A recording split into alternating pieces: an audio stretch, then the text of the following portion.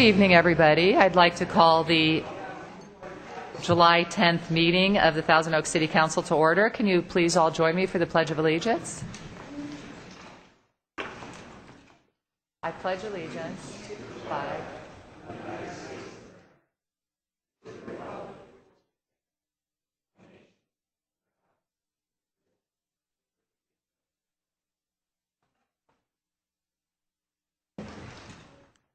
Have Ms. Lawrence please do the roll call. Councilmember Fox? Here. Councilmember Price? Here. Mayor Pro Tem Bill De La Pena is absent at this time. Mayor Irwin? Here.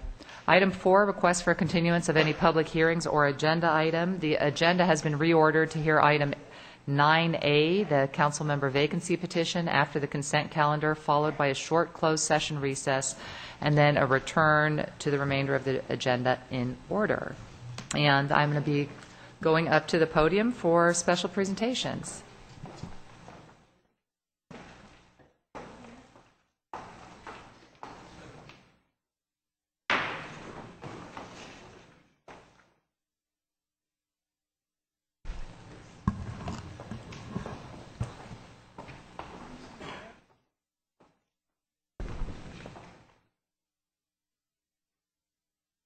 Before we begin, I would like to let our residents know that Cal Lutheran University is hosting practices for the men's Olympic water polo team. The public is invited to attend and come and sit in the bleachers. They can watch practices every day from 10 to 12 this week. And there's no exhibit games scheduled before they leave for Texas on July 16th. And from there, they go on to London. And we wish them great success. As you may remember, 4 years ago, we recognized them in a council meeting. So that's a great opportunity to look at the high-quality pool facilities we have and again, watch the incredible men's water polo team. And now we will start with our special presentations. For our first presentation, it's a little bit out of order. It is a double header, and we are recognizing 2 awards recently presented to our Public Works Department, the Gold Leaf Award and the Tree City USA certification. We heard tonight that our presenter for the Gold Leaf Award is unable to be here. However, we are fortunate that Thomas Schutz, Regional Urban Forester for CAL FIRE, has the jurisdiction and authority to present both awards. I would like to ask Kevin Wilson and Thomas Schutz to join me. Ready here? The City of Thousand Oaks takes great pride in its efforts to preserve the natural beauty of our community, and as part of that, we focus on the effective management of our tree resources. Thomas, would you please explain why the city has received these awards? Certainly. Thanks again for having me. Again, my name is Thomas Schutz. I'm with the California Department of Forestry and Fire Protection, also known as CAL FIRE, with the Urban Forestry Program. And my job is to work with cities and counties throughout the Los Angeles and Ventura areas on carrying out their tree care. Thousand Oaks is one of my favorites, and they are being honored here today with 2 awards. One is the Tree City USA Award, which they've gotten every year now for the last 14 years. Very admirable. And the other is the Gold Leaf Award through the ISA. So I'll start with the Gold Leaf Award. Kevin Wilson and his crew have worked very hard doing all types of tree care, and so it's nice to see things getting recognized. This one is unique because the Western Chapter ISA chose to recognize them for the removal of a heritage oak, which seems peculiar at first, and a lot of you guys may be well aware of the situation that took place, but there was an oak that was diseased. It was at Westlake Boulevard and Troonfro Canyon Road. The Heritage Valley oak was photographed over a 50-year period by photo historian Ed Lawrence. And so it was near and dear to the hearts of a lot of residents. And unfortunately, trees just like us die eventually, and they can cause a safety problem. And so Kevin Wilson and his staff dealt with all the issues pertaining to that and replaced it with a brand new, beautiful 84-inch oak tree. And for that, and for handling the situation very properly, they were awarded the 2012 Gold Leaf Award. So on behalf of the International Society of Arboriculture, I am pleased to present the Gold Leaf Award for 2012 to Kevin Wilson and his crew and the City of Thousand Oaks. Congratulations.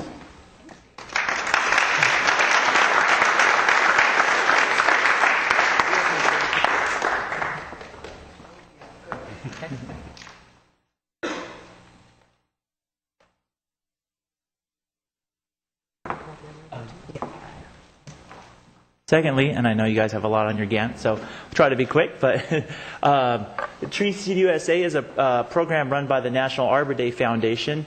They recognize cities throughout the country that take their urban forestry program really serious, and they lay out guidelines on how to be recognized, and Thousand Oaks has gone through the process and jumped through the hoops to make that happen. That includes having a tree board, investing at least $2 per capita on tree care throughout the city, having an Arbor Day celebration, and having a tree ordinance. Again, Mr. Wilson and his staff have worked hard to not only meet the requirements, but to do all the paperwork and everything that comes along with the award. So you'll see driving through town, the signs up recognizing City of Thousand Oaks as a Tree City USA. And aside from that, you'll see the beautiful trees and the whole urban landscape that makes it a Tree City USA. And that cannot be said for every city. You really, I always like to say that you don't really need the Tree City USA signs up because you can tell the cities that take their urban forest serious. So on behalf of the Department of Forestry and Fire Protection and the National Arbor Day Foundation, I'm pleased to present the City of Thousand Oaks with the Tree City USA Award for the 14th year in a row. Congratulations.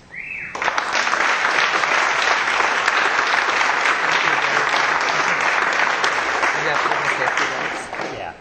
And I would really like to congratulate Kevin Wilson and his crew. And would you like to say a few words?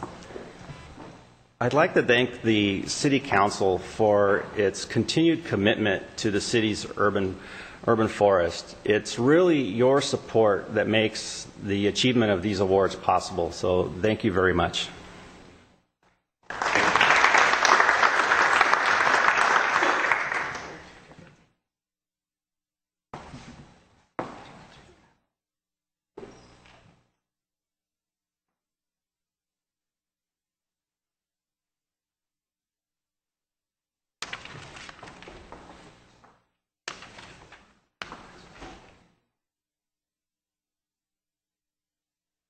Over the past few weeks, special presentations have given residents a glimpse of the awards and accolades our city has received this year. We choose to take this time to let residents know that our city and our employees continue making advances in building a strong community during a challenging economic period.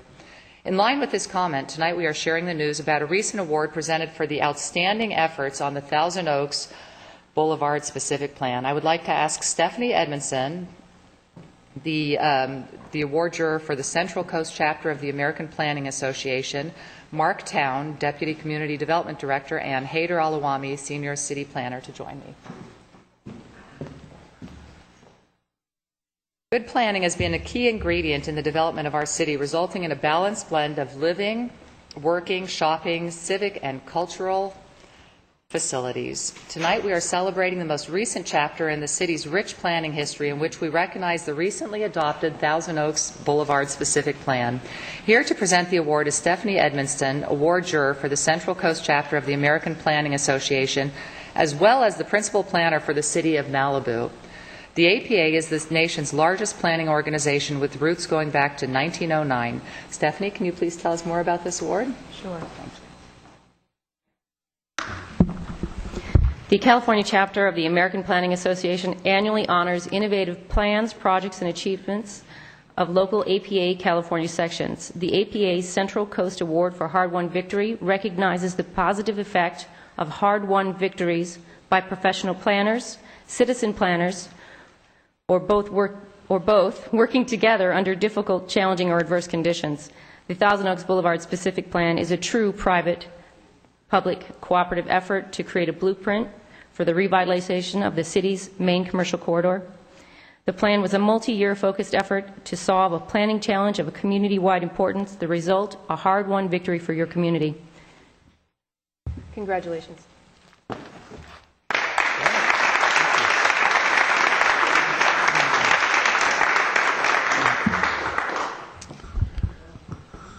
Thank you, Stephanie. I would be remiss if I didn't recognize that this truly was a team effort, and there are a few people that I'd like to recognize specifically. One would be the case planner for this project, Haider Alawami, senior planner.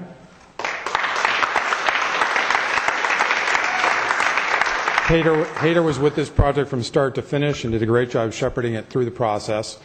Secondly, I would like to recognize the Thousand Oaks Boulevard Association, as well as the RRM Design Group. Thousand Oaks Boulevard Association, or TOBA, as its acronym is, really stepped up and developed the draft boulevard plan in coordination with RRM Design Group back a few years ago, but the actual effort started back in 2005. So that's been a 7-year focused effort to get us to this point. And so with those brief comments, I'd like to invite Mr. Rick Lemo and Mr. Eric Justison up.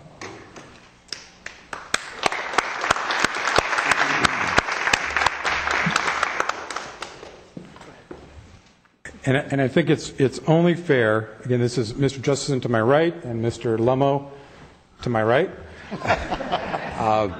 I think it's only fair because this truly was a public-private partnership where the city worked closely with TOBA to develop this plan, that TOBA have their own copy of this award. So I'm pleased to present Mr. Lemo with TOBA's own copy of this Award of Excellence from the American Planning Association.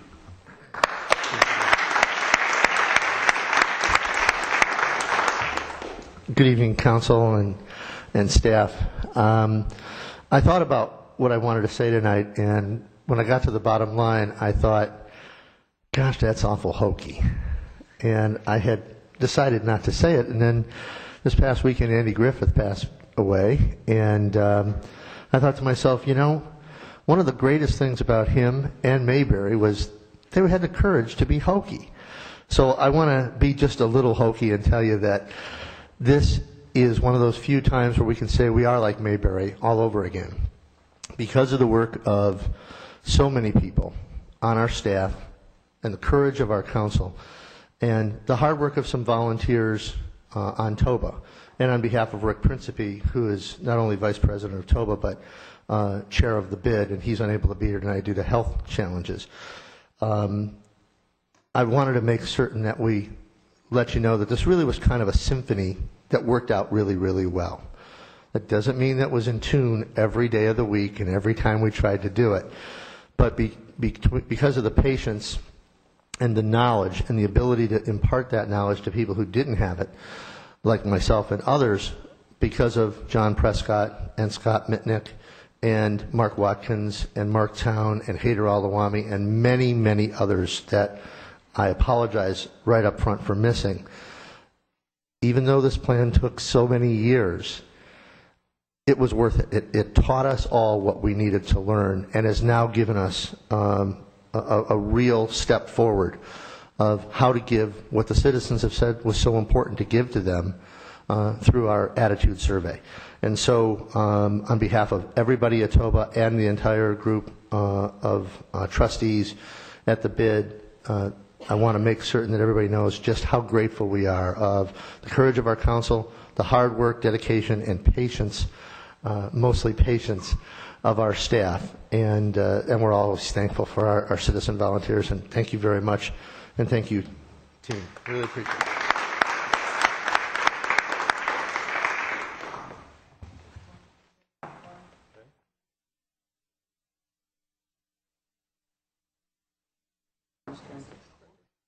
I am standing.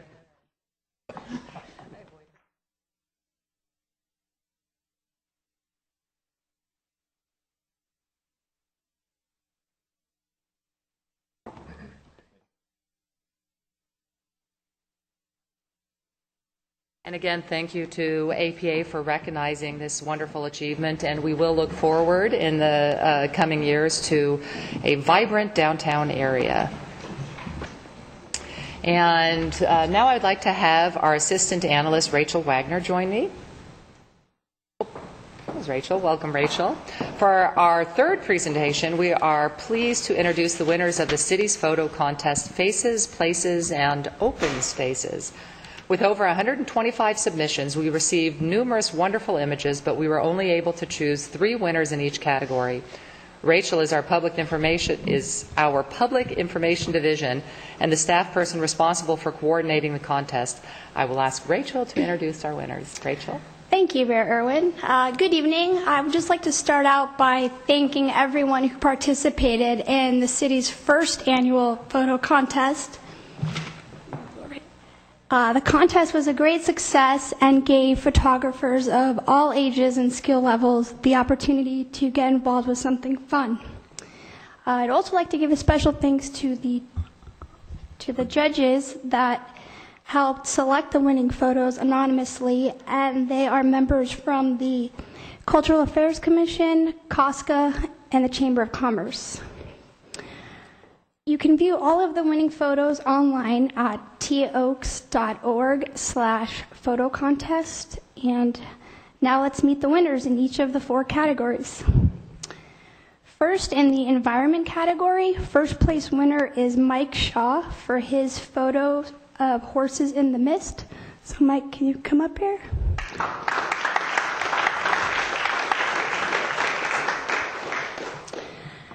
Second place environment category is Christina Wilson for her photo of a Bridgegate sunset.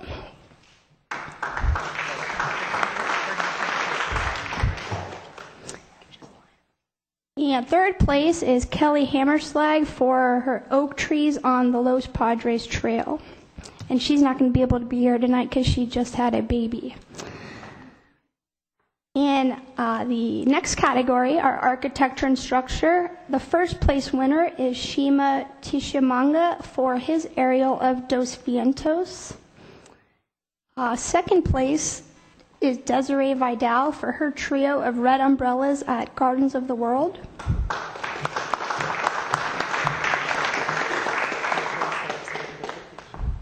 And third place, Alan Nicholson's black and white image of the historical Stagecoach Inn.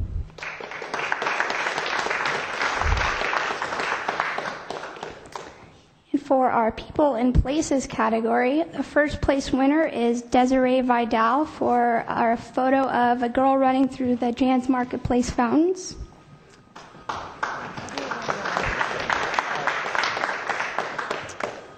Second place, David Shaw for a photo of himself cultivating soil at a local pumpkin patch.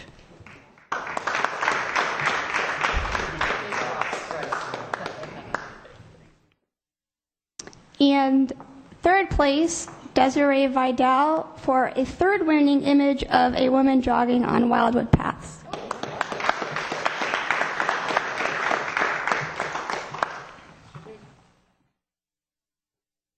And our last category is the mobile category. The first place is Kelly Hammerslag for her 4th of July sunset. Second place went to Nicolette Profeta for an action shot of the Thousand Oaks High School dance team. And third place went to Barry Fisher for capturing a dirt road on the way up to McCrea Ranch. Congratulations to all of the winners. Thank you for sharing your wonderful images with us that showcased all of the great attributes of our community, and we hope to get even more entries next year. Thank you.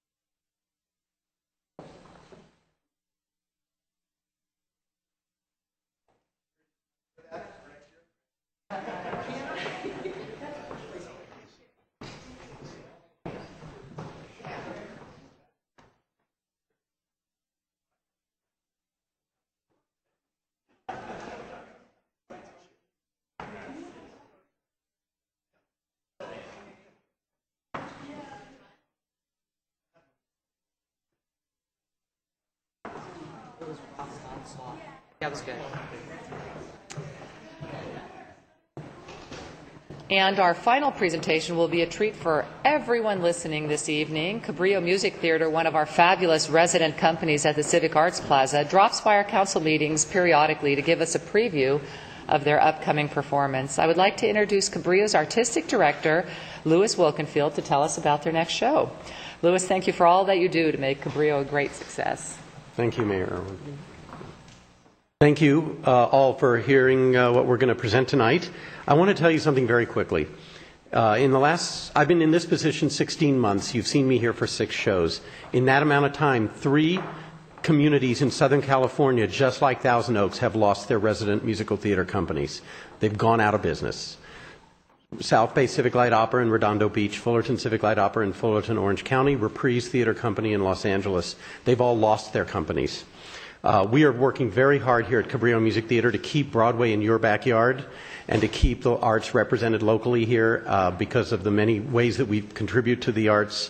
We're going to keep fighting the good fight here. We're doing this through subscription sales, donations, and ticket sales to our individual shows. Our subscription sales are going pretty good, and we want to go even better for our upcoming season. It's a great season of musicals. We're starting this fall with 1776, musical about the writing of the Declaration of Independence. We follow that with You're a Good Man, Charlie Brown, and then Grease, the musical, the first time Cabrillo's ever put that on. And then we end the season with the regional professional premiere of Legally Blonde, the musical. All 4 shows are Cabrillo premieres. All 4 shows. 3 of the 4 have never appeared in this building before. We are very honored to be putting them all on stage at the Kavli Theater. We have a fundraiser coming up on July 22nd. This is a great treat for us. We bring back those performers who were kids in previous Cabrillo shows. Some of them are not kids anymore. They're in their as old as their 30s and 40s. And they're going to come back and sing in a concert we call Yesterday's Children, Tomorrow's Stars. It'll be July 22nd, 6 o'clock out at Carpenter Park, right outside the theater. And you can go to www.cabrillomusictheater.com. Donations are welcome there as well. And as for ticket sales, Meet Me in St. Louis is on sale right now. It's based on the classic MGM Judy Garland musical. You'll know the trolley song, Have Yourself a Merry Little Christmas, The Boy Next Door, and the title tune. We're doing 10 performances between July 20th and the 29th, including an added show on Wednesday morning, July 25th at 11 a.m. This has proven very popular for families, parents, grandkids. We have big discounts for seniors at that performance, lowered prices for kids 12 and under at all shows so that young people can enjoy the gift of musical theater. We're also partnering with Food Share on Meet Me in St. Louis. In the spirit of being a good neighbor, we're asking our audience members to bring in non-perishable food items. We'll be collecting them at the door. Our Cabrillo kids will be doing this. We're delivering it to Food Share. Food Share is going to get it to Ventura County's neediest folks. We're excited to add this outreach program to our other Beyond the Footlights programs, our work with the military, the students, the seniors, our animal rescue, and now with our Food Share food drive.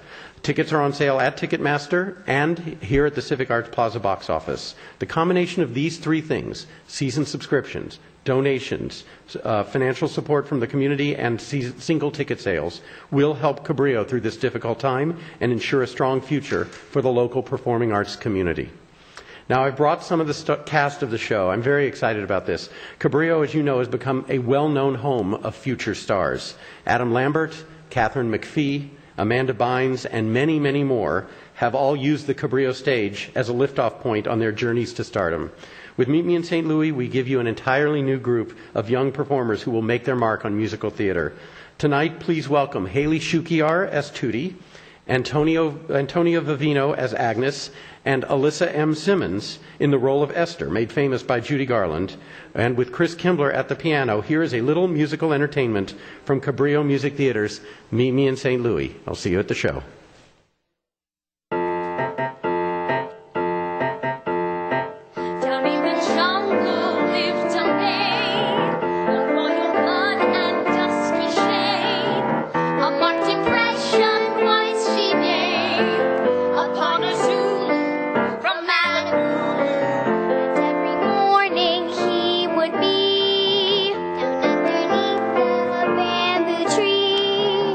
Waiting there, his love.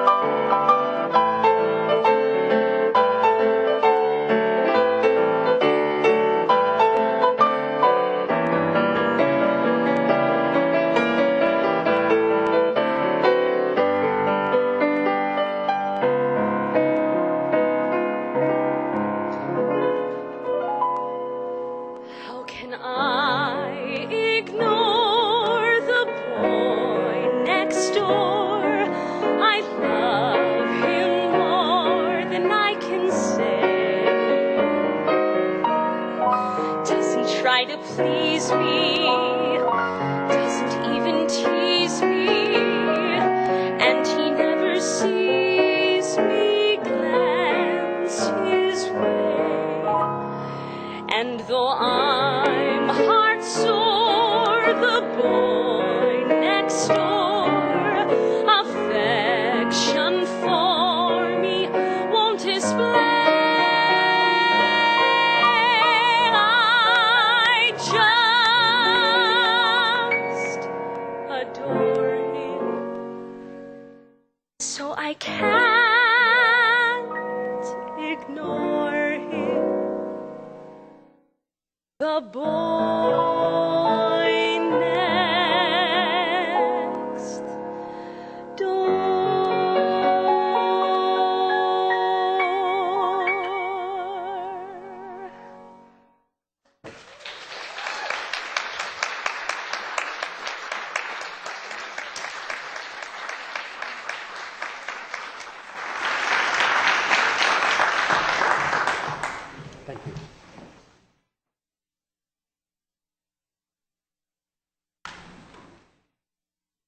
Hey, can I have the city clerk please announce public comments?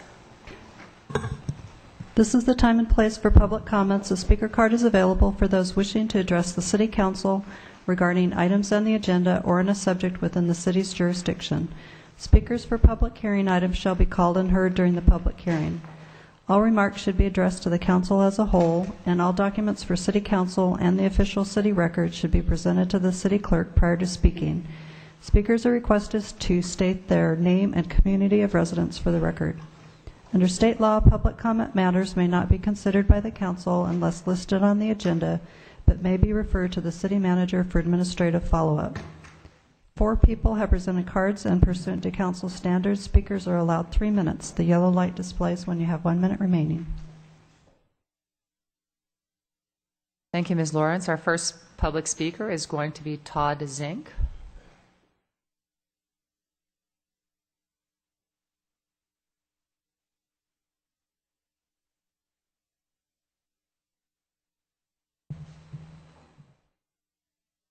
Good evening, Council.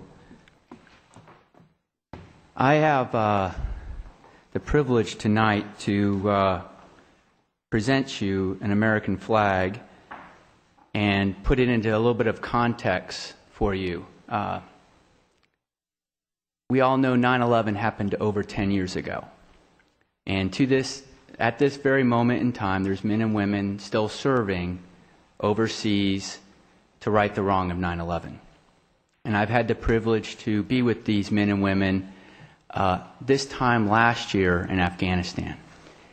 And the American flag to most servicemen and women means a lot. And they oftentimes bring a flag with them when they go overseas.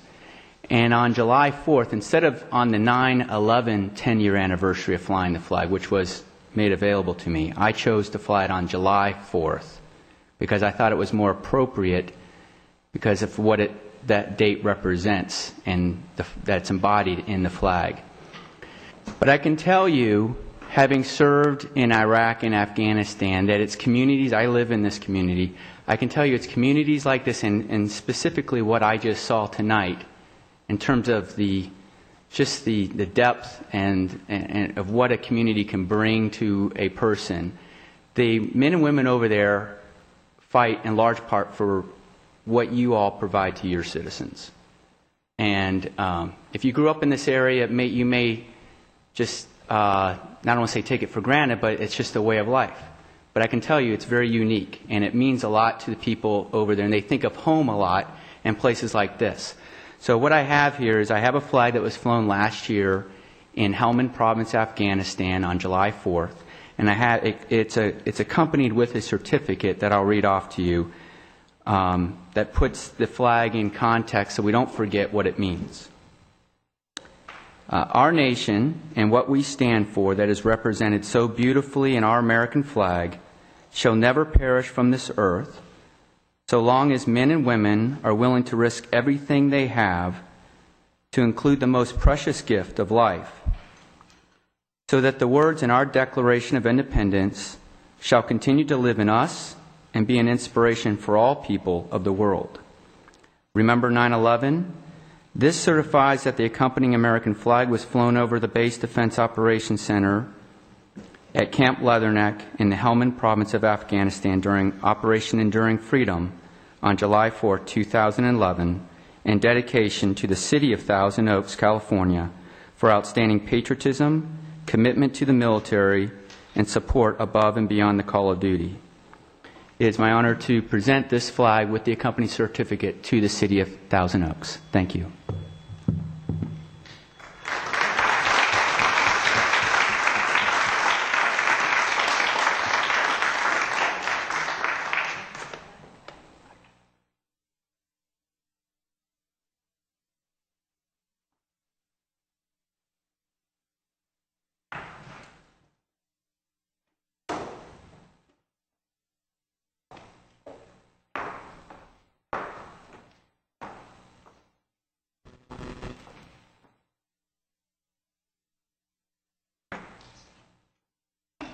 I don't know if Mr. Zink has left yet, but we certainly thank you for your service and for your special presentation, Mr. Zink.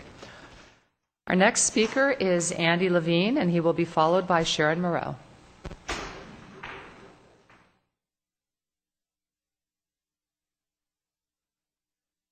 Good evening, Mr. Levine. Good evening. My name is Andy Levine, Newbury Park, California. And I just want to say, I think it's time, if this is regarding the vote, I think it's time for all of Thousand Oaks to vote. And if we're going to be having the appointment system, it should be only temporary, 60 to 90 days. And if it's near the election, it should be held on the next election. Because, I mean, appointment for over 2 years is it's not really a good thing. And I think if we're not going to have that, we should be having people in Thousand Oaks and Newbury Park voting for their own city representative and be voting for our own mayor instead of having five people vote on it. So it's by the people. And that's all. So I'm going to yield the rest of my time to Sharon Moreau.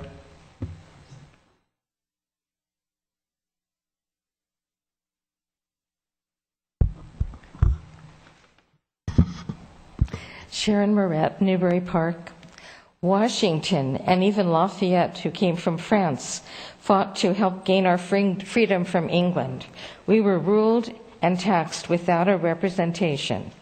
A New York school principal found the song "I'm Proud to Be an American" to be offensive and inappropriate for children to sing, and found the song "Baby" by Justin Bieber to be a better choice. Many disagreed with her, and hopefully more principals will be appointed that can teach our children about our country, our history, and how important our rights are, including the right to vote. We need to retain our freedom. Every person on the council should be elected by thousands of votes, not 3 to 4 votes. There are many examples pointing to this. The staff and city council negotiated a 50-year contract with the Lake Shopping Center, and we are not making a single dime. The land is worth millions of dollars. The city even charged citizens $400,000 more for a study and for putting in angled parking, as if parking was the cause of the poor revenue received. In prime time, only spaces for the disabled are lacking. In regular use time, there are so many spaces that are empty. There could be a hootenanny there, or a rodeo. We are lacking in revenue making businesses there, not in parking. We were told that the Civic Arts Plaza was going to be a state-of-the-art facility. Instead, it does not meet best practices of buildings that were built 20 years earlier for handicapped access. We were told by Councilman Fox that an employee raise was in order even during a recession, since the city was doing so well. This is like there's a flood, but we have blinders on in how it could hurt us too, which it has. In the case of Dos Vientos, if the senior section had been required to be built first, it would have been built. Instead, towards the end of the project, a former Thousand Oaks mayor represented the developer and threatened to sue our city for staff errors, which led to the senior community and its huge acreage to lose out in order to settle the lawsuits. The council is choosing to offer high salaries to new employees at a time when there is right-sizing and downsizing. You can offer lower salaries to new employees and still have multiple applicants with excellent credentials to choose from. If citizens disagree with decisions being made, they need to be allowed to with their vote. To not even allow citizens to vote is aristocratic and wrong. Thank you, Ms. Moret. And our last speaker is Debbie Gregory.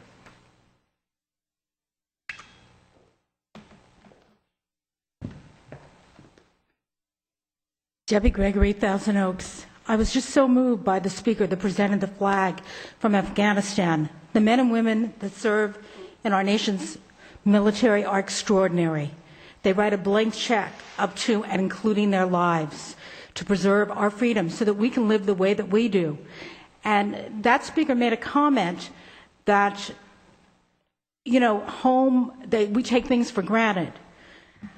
I'm ashamed that two council members sitting on this dais, Jackie Irwin and Andy Fox, took away the right to vote and democracy in Thousand Oaks. And I'll address that in the next item. And I wonder how those men and women in Afghanistan that are fighting for freedoms in other countries would feel if they knew in their own hometown, the ones from TO, what happened here.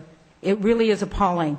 And you should think about it when you look at that flag and when you pledge allegiance to the flag here. I wanted to talk about budget issues. We have a dependency on redevelopment dollars. It's almost like it's the drug of choice here. There are fiscal issues. We have huge salaries, justifying pay for pensions, life insurance that was just voted to Councilmember Irwin for her family for life, even though she may not be taking it this year, and our city manager will do damage control and mislead us. But the fact is that she can have life insurance for herself and her family for life. It's sad that Dr. Glancy passed away, but taxpayers should not be paying health insurance for life for his family. It just is not right. It should not be something the taxpayers do. Meanwhile, the city is cutting the teen center activities. It's cutting volunteers in policing, library services. We're getting less services. We're paying more. And they blame it on redevelopment. I think we have very high salaries. We have a city manager that makes more than the vice president. We have pensions, we have this lifetime insurance, and I'm requesting officially that you do an independent, and the word is independent, audit of the lakes. They're paying $1 in rent for prime real estate, a billionaire, and it hasn't been audited in 5 years, according to your own financial director, Adams. That's financial malfeasance where I come from. Would one of the council members please make a request for an independent audit so that we can see what their profit is and the city can generate revenues instead of cutting the teen center, policing, and other things? Let's run this city right, please. Thank you. Thank you, Ms. Gregory. Mr. Mitnick, did you have any comments on the public comments?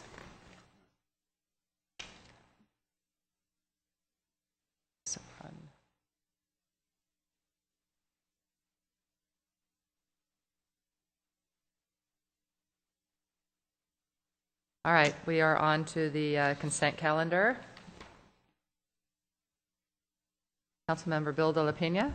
I'd like to pull item F as in Frank. All right. Can I have a motion for the rest of the consent calendar? I'd move the balance of the consent calendar. Vote, please.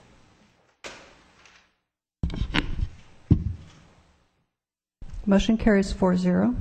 Mayor Pro Tem Bill de la Pena. Thank you. The item 7F deals with the banners which we have along TU Boulevard in Thousand Oaks.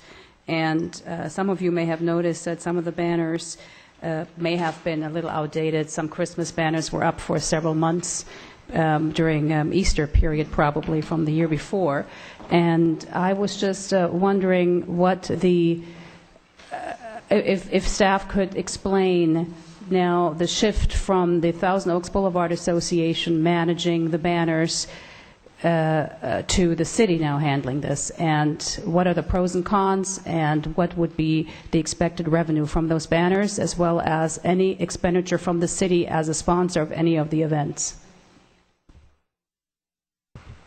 Sure. Good evening, Mayor, members of the City Council. Before you this evening, you have a program and policy update to our banner policy. It does two primary things. The first is it more clearly defines the banner process, and it also adds a number of protections to give the city greater control over future requests. Councilmember Bill De La Pena, you mentioned the Thousand Oaks Boulevard Association. As you may recall, back in July of 2008, the City Council entered into a banner policy that gave the Thousand Oaks Boulevard Association the ability to hang banners along Thousand Oaks Boulevard in a defined area.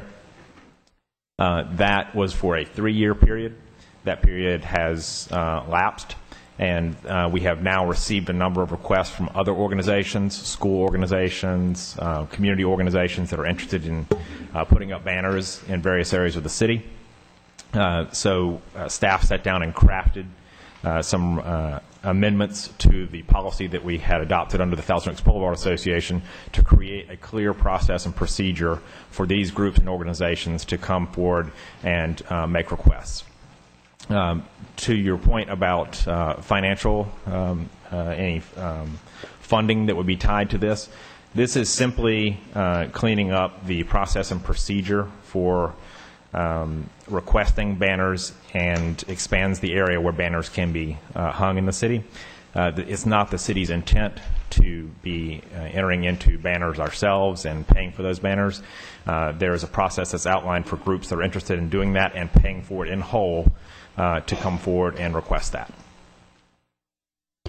Okay, is the city then working as a mediator, and who would be receiving the money from the hanging the banners, which is advertising? Where would that money go?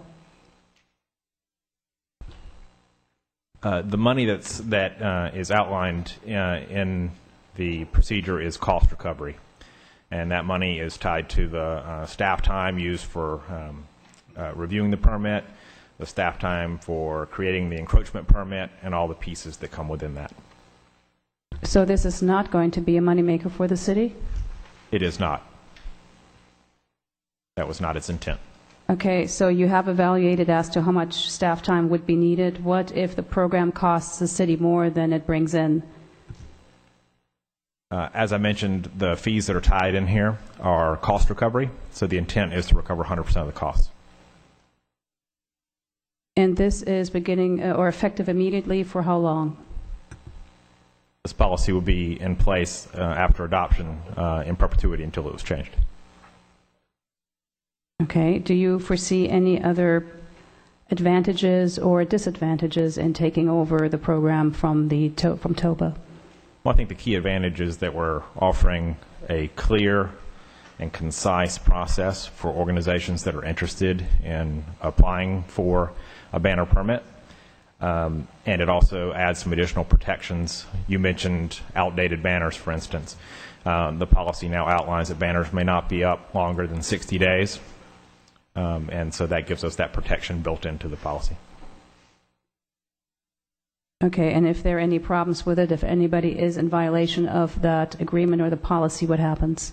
It's all outlined in your in the staff report. You'll see down towards the back in the policy all of the different ways that we can take action against groups that are violating the policy. I know, but the average viewer is not going to read the staff report. That's why I wanted you to say it out publicly. Anything else that you can think of? No, ma'am. Is there perhaps in the future an effort in the picture that where the city might actually make money off of the program?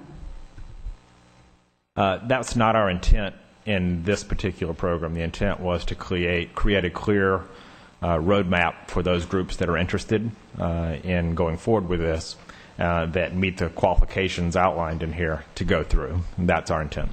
And if I may, just on that one last point, we have a contract with SCE as far as their poles too. So if banners are being used on their poles, pursuant to that agreement that we have that they require every public entity to have with them, we cannot be making a profit really on, other than incidental costs. We can't make a profit on banners that are being used on their poles.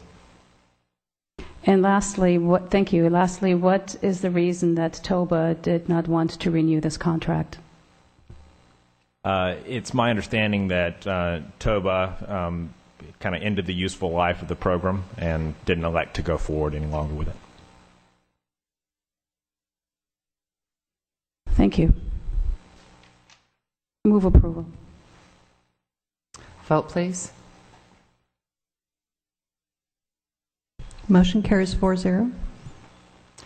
Department Report 9A, Councilmember Vacancies Initiative Petition Certification Impact Analysis Report and Implementation Options. The report will be provided by Ms. Lawrence, our City Clerk. Thank you, Mayor. We're going to just wait for the PowerPoint to come up.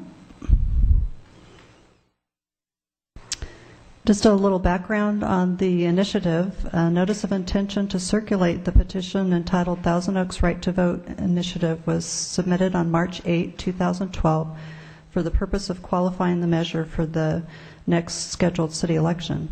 The official ballot title is Initiative Requiring City Council Vacancies Be Filled by Special Election.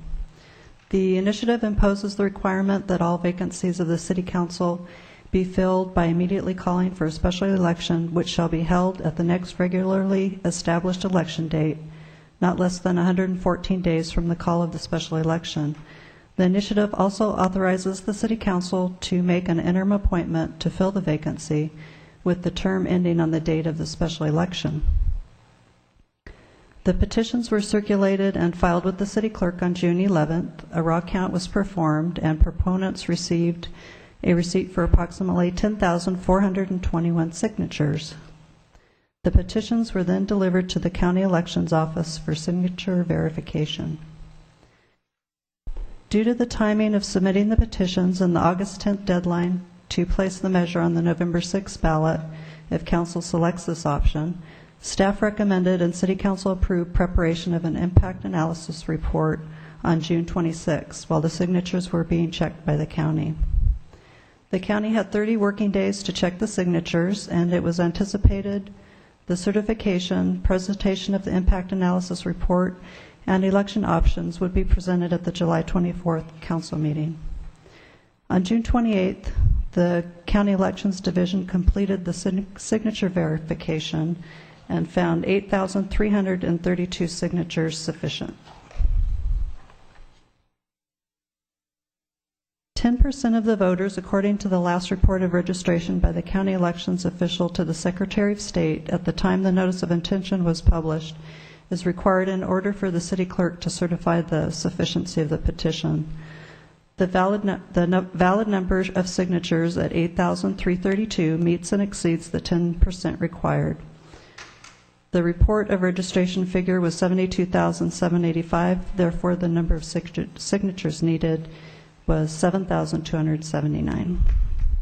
City Council needs to receive the city clerk's certificate of sufficiency, certifying the petition has sufficient valid signatures to qualify for the November 6th election.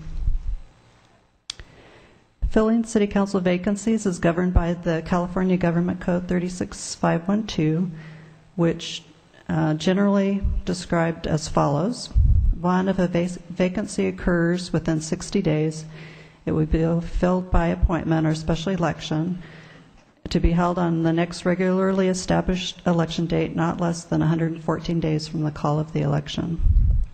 A person appointed or elected to fill the vacancy holds office for the unexpired term of the former incumbent. These are the options that Thousand Oaks City Council has historically considered for its vacancies. 2, a city can also enact an ordinance that 1, requires a special election be called immediately to fill every vacancy, and the special election is held on the next regularly established election date, not less than 114 days from the call of the election. Or 2, requires that a special election be held to fill a vacancy when petitions bearing a specific number of verified signatures are filed. Or 3, provides that a person appointed to fill a vacancy holds office only until the date of a special election, which shall immediately be called to fill the remainder of the term. The special election is to be held on the date of the next regularly established election or regularly scheduled municipal election. Thousand Oaks has not adopted such an ordinance. Due to the time limitations to prepare the impact analysis report, staff performed a survey of 30 cities in the counties of San Luis Obispo, Santa Barbara, Ventura, and also a few Los Angeles County cities, western Los Angeles County cities, to obtain some comparative data. The survey reveals that 20% of the cities rely on a local ordinance or charter to fill vacancies, 3% rely on a local policy, and 77% follow the same procedure that the City of Thousand Oaks has historically followed, which is state law options. Of the 10 cities in Ventura County, 2 cities, Moore Park and Ventura, have a separate ordinance or charter. Simi Valley is currently considering a policy to fill unscheduled vacancies by special or general municipal election, except when fiscal considerations provide that an appointment is appropriate.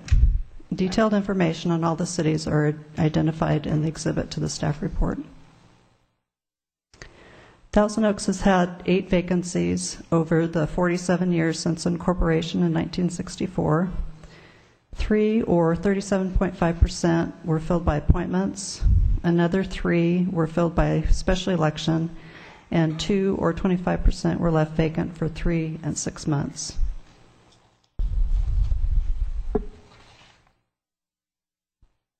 The County of Ventura has provided a range of estimates to perform special election services for the City of Thousand Oaks. I'll just go through these real quickly. $10,000 or less for a regular municipal election, similar to what is taking place this November to fill Councilmember Clancy's term that was ending in 2012. $20,000 for a June gubernatorial primary election that involves multiple entities sharing the cost. $70,000 to $75,000 for a June presidential primary election. $160,000 for a uniform district election. For example, this is in conjunction with a few special districts in the City of Ventura held in odd years in November. And $200,000 for a separate standalone election, which would just be the City of Thousand Oaks holding an election and bearing the full cost for the election.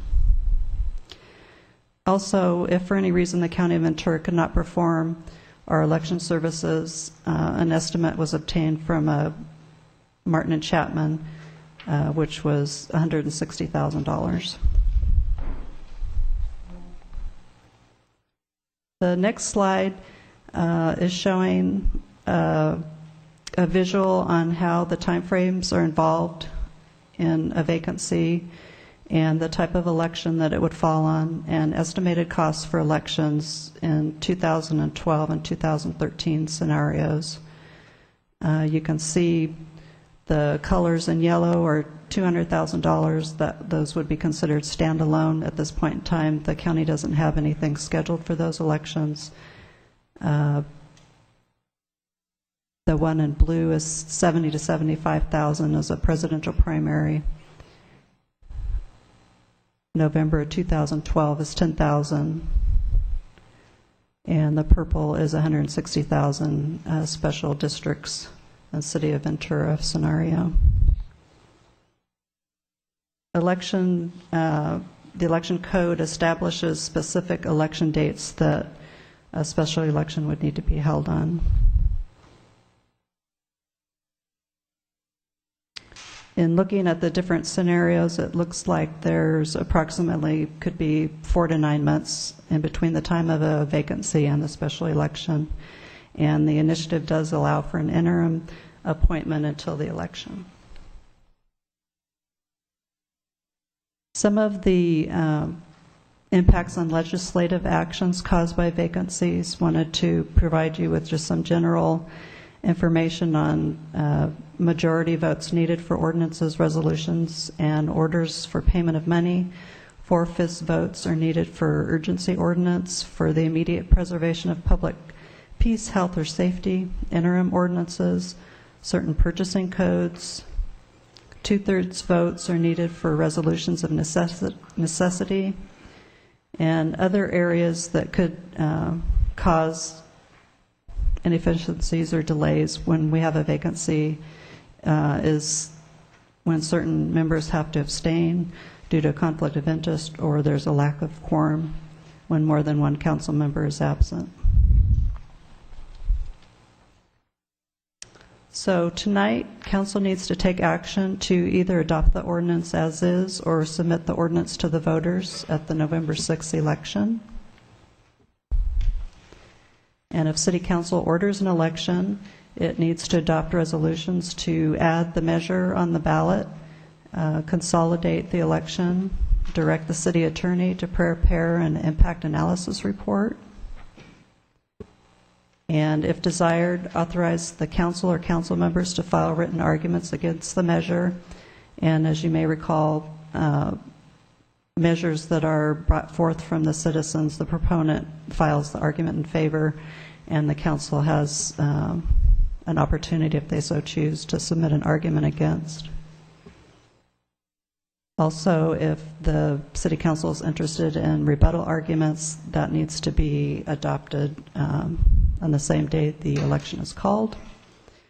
And then depending on your choice, you would need to approve an appropriation of $6,000 or $26,000 to pay for the signature verifications and the election services for November to add the measure.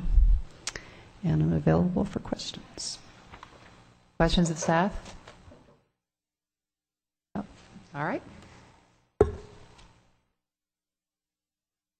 We have 9 speaker cards. Our first speaker is Debbie Gregory, followed by Chuck Kunstler.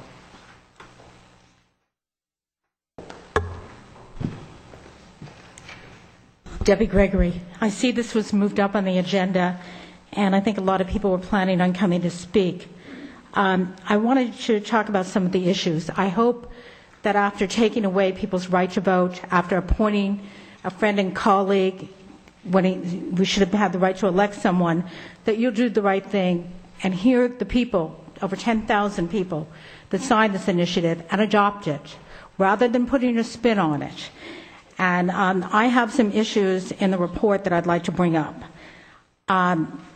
Number one, in the history of the city, there have been 8 vacancies.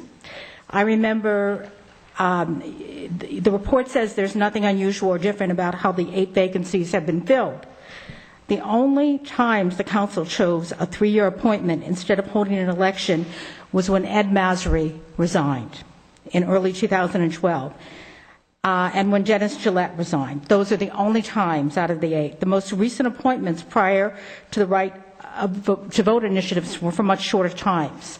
To appoint someone for a 3-year term when there's an election in November is absolutely morally wrong.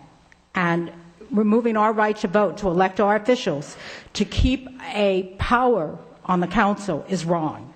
You have the right to do the right, you have the opportunity to do the right thing. Also, you talk about all the other cities and how they fill elections and so forth. But yet I've heard so many times right in this, from this dais, how Thousand Oaks is different and does things differently. So shouldn't we do what's right rather than what other cities do? And then the report goes into very detailed information about the consequences of not having a full council. It's a moot point because you can appoint someone on an interim basis until the next election. So that isn't even an argument. And then one other thing I wanted to clear up is there's been so much spin on how much an election costs. I remember that when Ed Masry resigned, there was some ridiculous report that it would cost $142,000. We challenged it. We were told we were wrong. Well, guess what? We were right. It wouldn't have cost $142,000. I think it would have been $50,000 or less. And what is the cost of democracy, especially when you're giving yourself benefits and giving developers prime land for $1? Don't our rights matter? Anyway, the election is not going to cost you anything. And unless you're going to spend an exhaustive amount of staff time and a city attorney preparing a bias report to confuse voters. I hope that won't be the case, because this really needs to go forward. We need to have a council that is elected by the people for the people. This is the United States of America. It isn't a crony club for members of the dais, and I hope that you'll respect that. Please do the right to vote. And I want to thank Mick Ferris. Mick, we couldn't have done this without your intellect, your integrity, which is something that is missing in this city, and your honesty and your hard work. Without Mick, who authored this, we wouldn't have this right to vote initiative. And I think we need a clean sweep on the council. And I hope, Mick, that you'll consider running for city council. I sure would give your vote, and I think there's 10,000 other people that signed this that would support you as well. Thank you. Thank you, Ms. Gregory. And if we can please hold the applause. Mr. Kunsel, followed by Mick Ferris. I'm surprised Nick's not here tonight. I guess he wasn't involved in this issue. Chuck Kunsel, how are you? See Andy smiling. We go back, don't we, Andy? Huh? The dueling recalls, all that stuff. That's what democracy is all about. And so I'm just up here. I wasn't going to speak. I thought we were going to have kind of a little gathering to push this forward. But I got to say, I was kind of disappointed about this whole thing. I think it was kind of cheap.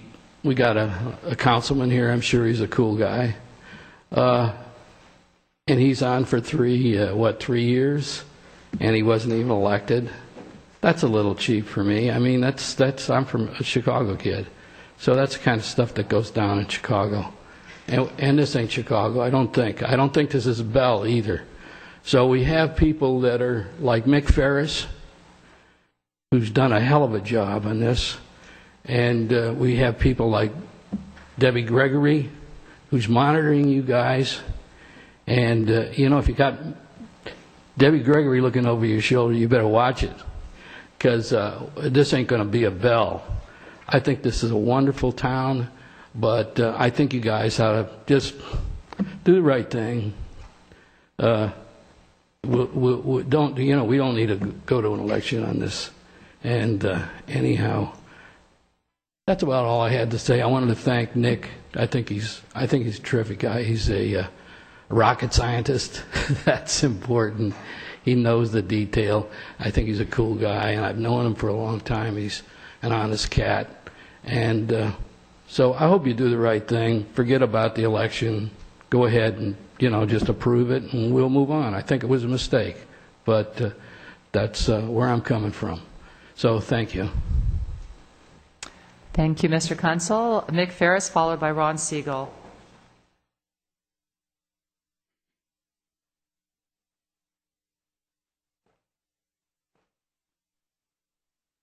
Good evening, Mr. Ferris. Good evening. Mick Ferris. I'm from the Newbury Park area, Thousand Oaks. First, thank you for the opportunity to be able to be in front of you tonight for the initiative. I want to first thank my wife and my daughter, who, when I was out of town, they were kind enough to take time to be able to submit the petition signatures to City Hall to start the process of verifying it and have it conclude in front of you tonight. Certainly without their support and patience, we wouldn't be here tonight. I do also want to thank city staff. I was here last time and thanked them, but I want to thank them again. They were fantastic in the professionalism in going through the process they need to go through in counting the signatures and helping my wife and daughter and being patient on watching those signatures being gathered. I also want to thank the many people who took time out to volunteer, to collect signatures, and take time out of their day to talk to people who they never talked to before and ask them to put one of many thousands of signatures on petitions so that we could have this opportunity to be able to secure and guarantee the right to vote for our council members in Thousand Oaks. I cannot thank them enough. There were very kind words that were said about me, but I cannot say enough kind words about them for what they've done to help us be here tonight. So thank you very much. And I also want to thank the 10,421 voters of Thousand Oaks who did sign the petition to bring us here. Why are we here? I'll just read a little bit from, these aren't even my words, these are words from an editorial from the Star when it was first decided by the council instead of having an election, one that could have easily been done this November, to instead appoint for the remainder of the term. Just a section of it is that, in their words, the council botched the decision in the Star's view. Council members should be publicly elected, not appointed, except in rare circumstances. These are not hollow words. These are things that they're inherently American. They're part of the things that we pride ourselves in our country, that we fought for our freedoms, fought for our independence, and that we choose who we give the power to decide for ourselves the laws by which we are held accountable. I mean, these are things, Thomas Jefferson, governments are instituted amongst men deriving their just powers from the consent of the governed. Thomas Paine, probably the main author of the time that gave the spirit of American vibrance. Personal rights, of which the right of voting for representatives is one, are the species of property of the most sacred kind, and that the right of voting for representation is the primary right by which other rights are protected. Even our city has it on its website that says the council consists of 5 members elected from the city at large. Something that we want to honor, and we hope that you'll actually carry this forward and guarantee our right to vote, as the many voters of Thousand Oaks have enabled this initiative to get to you today. Thank you. Mr. Ferris, I have a question for you. First, I really appreciate the way you've conducted yourself through all this, always very polite and professional. We heard some disagreement with the potentially the costs of election. I mean, that is something that people are concerned about. Did you see for the impact analysis, when you look at the examples of the 2012 and 13 election, and how, depending on what the timing is, how much the cost of an election would be? Do you agree with these numbers here? Hard for me to say whether I agree with the specific numbers. I can certainly understand that when you have an election where more people are sharing the cost, it's certainly going to be less. It's been kind of tough to figure out what those numbers really should be, but even at its most expensive, according to the figures you have in front of you today, you oversee $200 million worth of money being brought in and spent every year, $66 million in your general fund every year. Cost of holding the most expensive election, which wouldn't even happen every year, possibly every 5 years or 5 or 6 years on average, would be $1.50 per resident. The question is, are we willing to invest $1.50 in every resident to guarantee the right so that we pick who sits there and spends all that money on a yearly basis? That's really I completely appreciate that. But the most expensive election, according to this, is in half the time. Like in this 2-year period, it would be, depending on when the vacancy is, would be half the time. So I just wanted to make sure that you basically agreed with the numbers. I understand that democracy has costs. People spend and pay far higher prices to ensure that we have the right to we elect the people who have and pass the laws in our city. All right. Thank you very much, Mr. Ferris. Does anybody else have any questions for Mr. Ferris? All right. Thank you. Thank you. Our next speaker is Ron Siegel, and he will be followed by Marilyn Fumarado.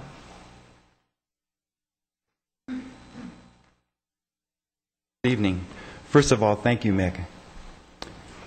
Mayor and City Council members, my name is Ron Siegel. I'm a 43-year resident of Thousand Oaks. What has been alluded to by Mick and others is that the framers of the Constitution has given us the gift of a representative government. Much blood and treasure has been spilt to protect that right. This right is not just important for us here in the United States, but also for those around the world. Just look at today at what's happening in Syria, Egypt, Libya, and in the former Soviet Union. People are dying every day for the right to vote. It's precious for us. But even more so on a local level, it's more important because what happens at the local level has a profound effect on our everyday life. I was here the evening that you chose Joel Price to be our representative. He's a nice guy, and when he gave his dissertation, I was very impressed with him. But I was also impressed with others like Nick Kidway, who's here almost every night, who knows more about the city government than almost anybody else, and he was summarily dismissed without even any consideration by anybody. I mean, there was a thank you for your work and your interest, but it was almost embarrassing, and I really felt bad for Nick the way he was treated. Also, I know other people that were in consideration. I know Jim Bruno very well. Jim is a very capable guy. He's had a lot of experience, and I would have loved to have heard more about what he said. I don't know Joel. Never met him. I've only heard his short dissertation. And yet, he's representing me. This is very unfair, and I don't think this is what the framers of the Constitution had in mind when they gave us the precious gift of a representative government. I want to tell you a story, and I'm not making any accusations, and I'm surely not accusing anybody on this dais of doing anything wrong. But recently, in Santa Barbara, a developer who's very well known to this community was given a $15 million gift where he was given a forgiveness of a bed tax for a hotel that he's planning on building in Santa Barbara County. He gave one of the supervisors up there $15,000 and another one $5,000. Now, this may be perfectly legal, I don't know, but what the perception is it's not right and it's not all in the best interest of the people.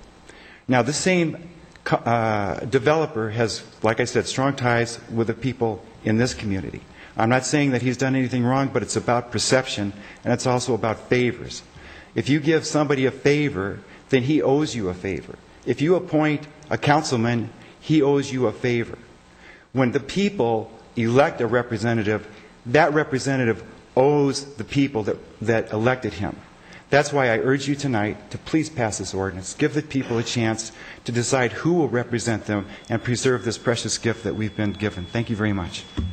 Thank you, Mr. Siegel. Our next speaker is Marilyn Fumarito. I'm sorry if I butchered your name, and she will be followed by Debbie Holzer.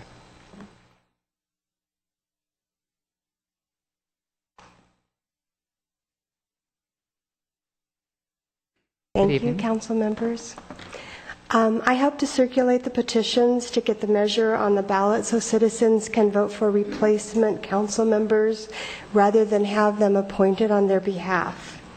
In talking with other people, other citizens, I discovered they are pretty passionate about choosing their own representatives. Even if you 5 people, 6 people, chose the best people, the most qualified people, the finest people of the highest character to fill council offices, it isn't good enough if we can't choose our own officials, our own representatives. The people that talked to me as they were filling out the things, they were pretty upset. They didn't realize all this had been happening, and they basically consider these appointments to be intolerable. I will also say I have 2 ancestors that fought in the Revolution, and we're not going to give up. You're going to have to give up. All right, thank you. Our next speaker is Debbie Holzer, followed by Kay Duran. Good evening. Once signed and passed, several of the designers of the Declaration of Independence cried because they understood the extremity of what they had just concluded. What they had done is put into place the structure of our country. Many thousands of people have fought and died and lived in this country to uphold our Constitution and our way of life. Part of that way of life is the right to vote. And the right to vote is not a budget item. As we heard, $1.50 per citizen, that's nothing. If it was double, that's nothing. And I'm an accountant. But it's not something you put a dollar amount on, and it's not something you vote to give away because it has a fiscal impact. Everything we do has a fiscal impact. What we have to do is prioritize.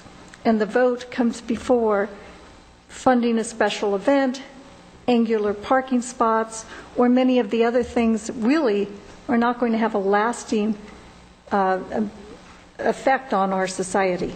Voting does. Voting is basic, and voting needs to be kept in place, and appointments are not proper. When the last appointment was taking place, we were told that there was valid reasons for it, and perhaps there were. But I think that that is something that now that it's been discovered that that is an option. I know it was in place before, but people really didn't understand what effects came from things that people don't understand. Citizens didn't know many of the loopholes that are in the laws. They're not aware of it. And until we brought it to their attention that this existed, they didn't even realize it, because they're too busy trying to earn a living and pay their taxes to know all the implications of all the thousands of laws. So I would ask you to please put this, the right to vote, as ahead of any fiscal impact, and also when you compare to other cities, don't forget that the unknowns in those city council laws and provisions also allowed for the city of Bell, city of Oxnard, absurdities to take place. I think that we need to have our vote, and we need to have it without consideration of a fiscal impact. It's really immaterial. Thank you. Thank you. Our next speaker is Kay Duran, and she will be followed by Susan Tansky. Good evening. I'm Kathleen Dorn. I'm a 20-year resident for the City of Thousand Oaks. I'm not only a homeowner, but I'm a business owner, also keeping my business here. I wanted to take the time out tonight in order to talk about the right to vote. I was also one of those people out there in the sun asking people to sign something, asking them to read something. And it was interesting. Simi Valley, the residents there, their response was, "You guys too? Oh my God, I'd sign this, but I'm from Simi." The rest of the people, quite often, they would practically grab the clipboard out of my hands and go, "Oh yeah, I'm signing this." Didn't even let you finish it. "Oh yeah, I want to keep the right to vote." So there are quite a few people out there, which was demonstrated by the sheer volume of signatures that were collected over a very truncated period of time. This was not a petition that had been circulating for 6 months. This was a matter of weeks that people got out there and that many people signed. That's significant. There's been a lot of talk about the cost of the elections. There's one way to avoid some of the costs, which would be just adopt it right now. We could save all of the nonsense in November. Just adopt it. Get it over. You have that right to do it. There was some research that was done to see what other cities do as well. Well, yeah, there are other cities out there that do it another way. And the thing that came to mind for me was some child's voice wanting, "But Mom, everybody else is doing it. I don't want to be the only one." We're a premier city. We lead the way. We should be the ones out there demonstrating how to do it the right way, the American way, the voting way. And as far as the rest of it, was it over 40 years that the appointments were made, I think you said? Is that correct? Okay, so 75% of the positions were addressed by voting. Only 2 were handled by appointment, and those 2 were very recent. And again, I apologize to Mr. Price. I don't know you. You poor thing. You got into the middle of this, but you're here now. And part of politics is sometimes you got to deal with these situations. You could be the most wonderful man in the world, as somebody else said. You could be of the highest caliber. I don't know. And unfortunately, I didn't get a chance to learn about you before I made my choice of whom I wanted to hire to run my city and spend my money to make decisions for how my life is going to be dealt with and impacted by what goes on in this city. So to me, it goes back to, again, this is my company. I talked about that before. We are all heads of this company. We make the choices over who gets hired. And it's demonstrated by the number of people that are out there that signed this very, very quickly. They also want to choose who is going to work for them. So again, save the money. Approve it. Problem solved. It's on the November ballot from this point forward. And everything is being handled the way the people want. Or we can sit here and have you guys approve to spend more money and talk about how you want to fight this rule. And anybody that chooses to fight it, I think it was Goldie Hawn that was in some movie where she was basically being sold off by the government to another country.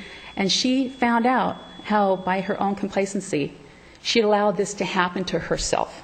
She took responsibility for it. But then she vowed to never let it happen again and that she was going to watch each and every one of you. People are waking up again. Thank you. Thank you. And our last speaker is Susan Tansky.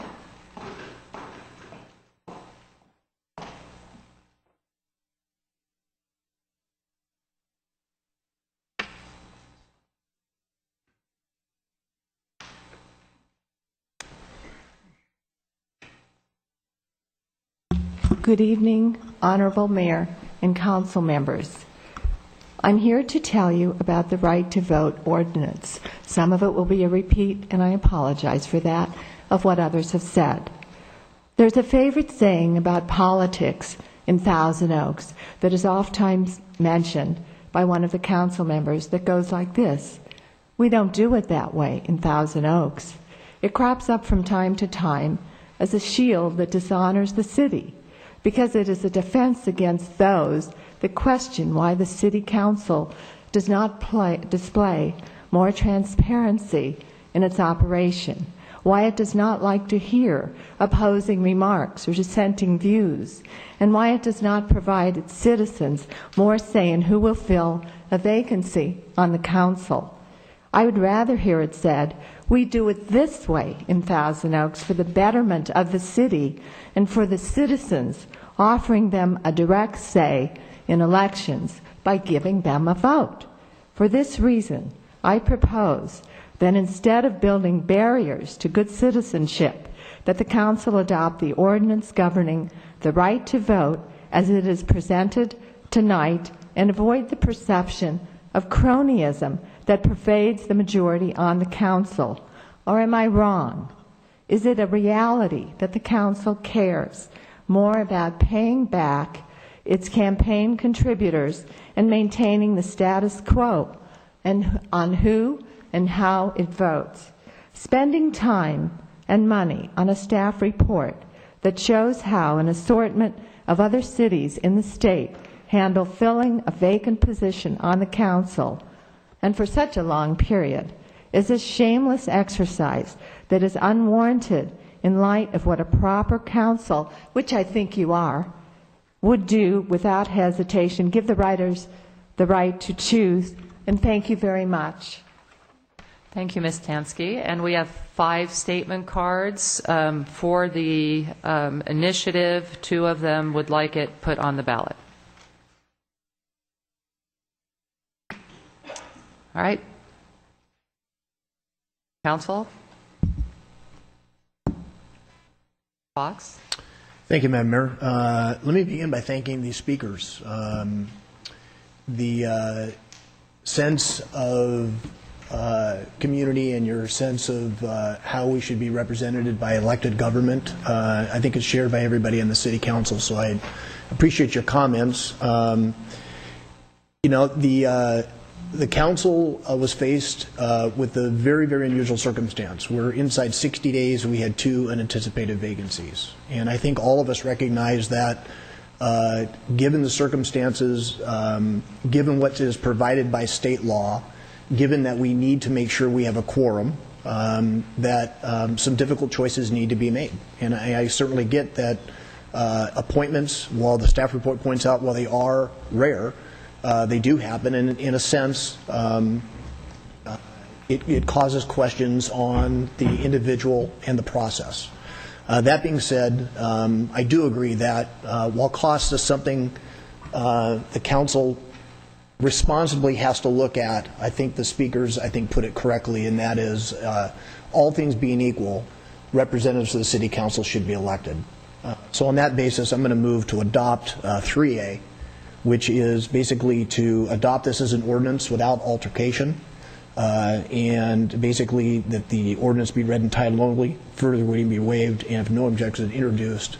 I don't believe that we need to go through a costly election, and I don't believe it to be a divisive election, contrary to some of the speakers. I know personally there's nobody on this council that disagrees with the voters electing their representatives.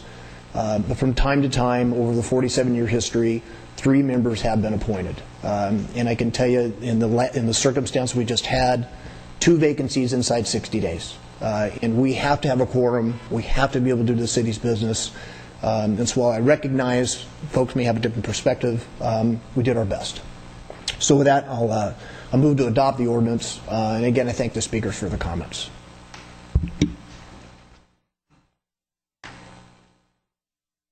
Just for clarification, I believe we also need to move recommendation number 1, 2, and then 5 for $6,000. Very good. Correct? Then let me amend my motions to incorporate the recommendations 1, 2, 3A, and 5. Is that correct? For $6,000. All right, very good. Councilmember Price? Thank you, Madam Mayor. I, too, would like to thank the speakers, particularly for being so kind in their words about me.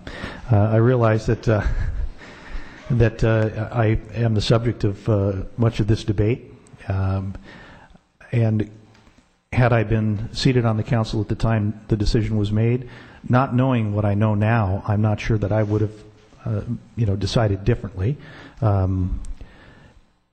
I recognize that there is a fiscal component to it. That was one of the things that was very concerning to me. I think that those fears have been somewhat mitigated looking at the numbers here now and hearing what the people have to say.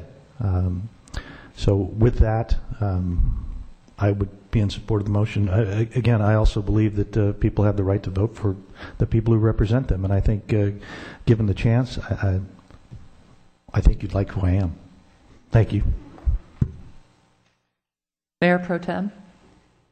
Thank you. I want to thank my colleagues for Councilmember Fox for moving this because, in my opinion, this is really the only option. Putting on a ballot would have just prolonged the battle further, and adopting the obvious is the right thing to do. And it is something that had to be done in terms of gathering the signatures for this initiative. And it was, as my colleague said, the result of what happened earlier in the year when we filled the council vacancy by Mr. Gillette with an appointment. And again, nobody means to disparage Mr. Price. But of course, the council then had the option to appoint someone until November for a council vacancy to be filled for only $8,000. And I'm glad that Dr. Ferris took the initiative to start the initiative.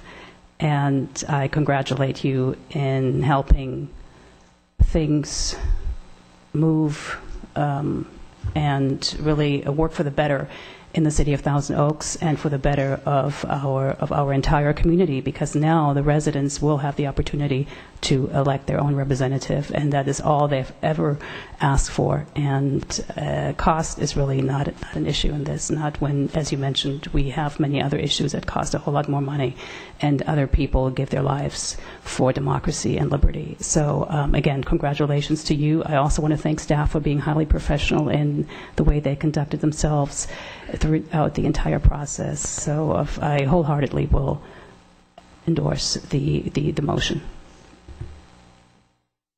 And I'm also going to be supporting the motion. First, I want to thank staff. I know you had a very accelerated time frame to put together that impact report, but it was really important for the council to see exactly what this initiative entailed, and I appreciate all the citizen involvement also. I am going to express a couple of reservations.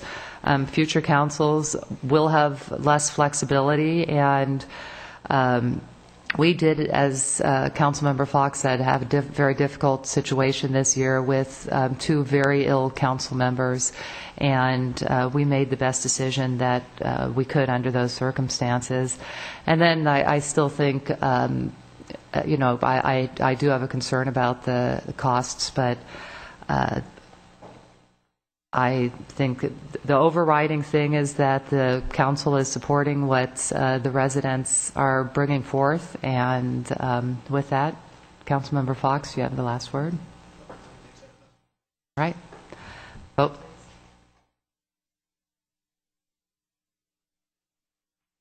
The motion carries 4-0, and the ordinance title is an ordinance adopting Title I, Chapter 15 of the Thousand Oaks Municipal Code, adding special elections to fill council vacancies.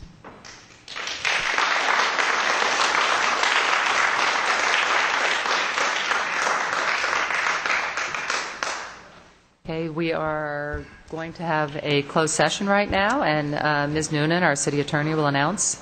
Yes, this is conference with legal counsel, existing litigation, Karen Montana versus City of Thousand Oaks, case number 56-2011, 00408-151 CUWM-SIM pursuant to Government Code Section 54956.9A, and conference with legal counsel existing litigation 1200 Newberry LCC versus City of Thousand Oaks, case number 56 2009 00337441 CUWM-BTA pursuant to Government Code Section 54956.9A.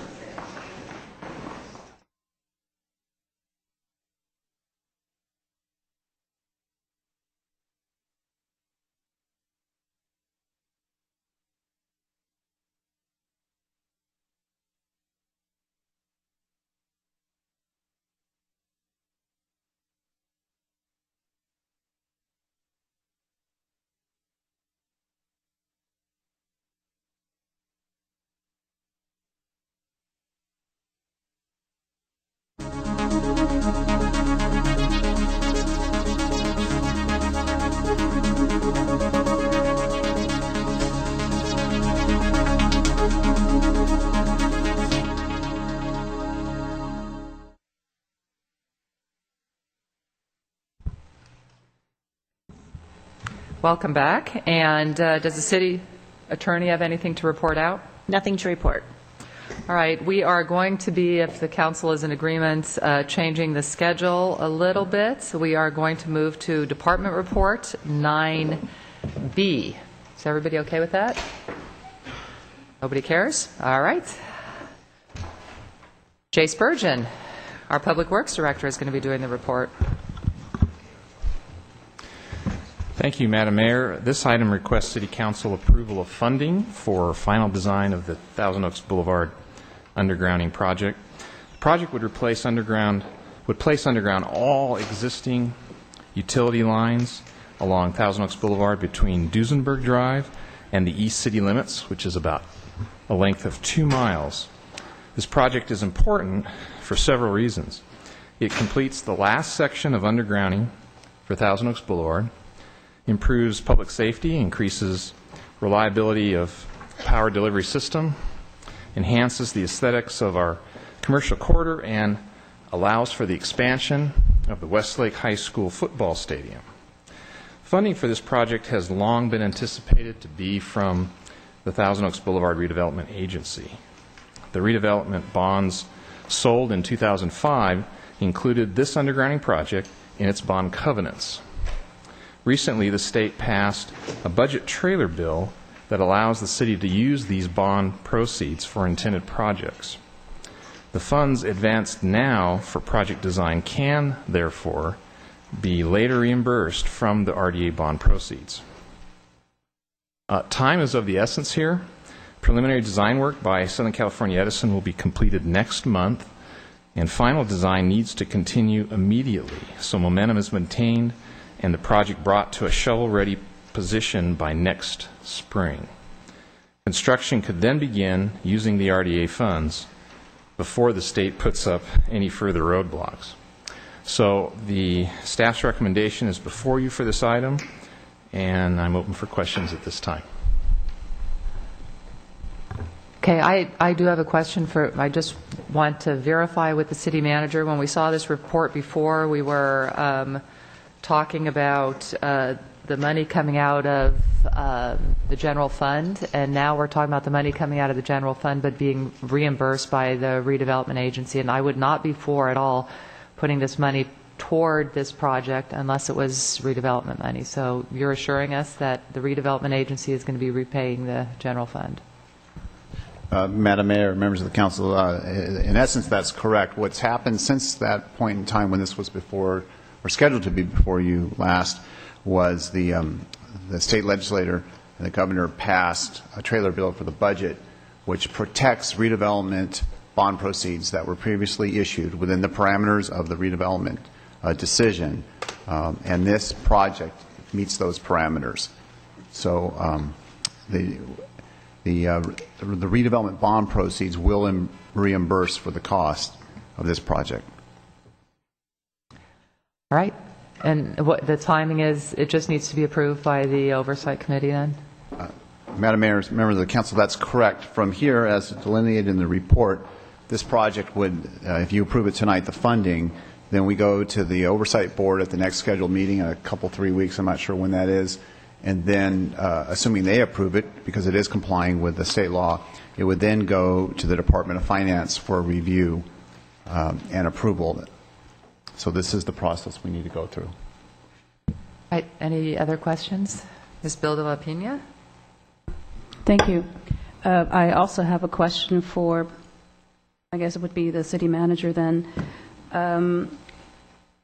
What if the oversight board, what if the timetable changes, the oversight board meeting is canceled for whatever reason, as has, I think, happened in the past or before? That would change the timetable. How would that affect this? The oversight board review and approval has to take place. So this is just appropriating the money so we can begin the design process. And if the oversight board were to deny it, then we would stop the design process and the project would be over.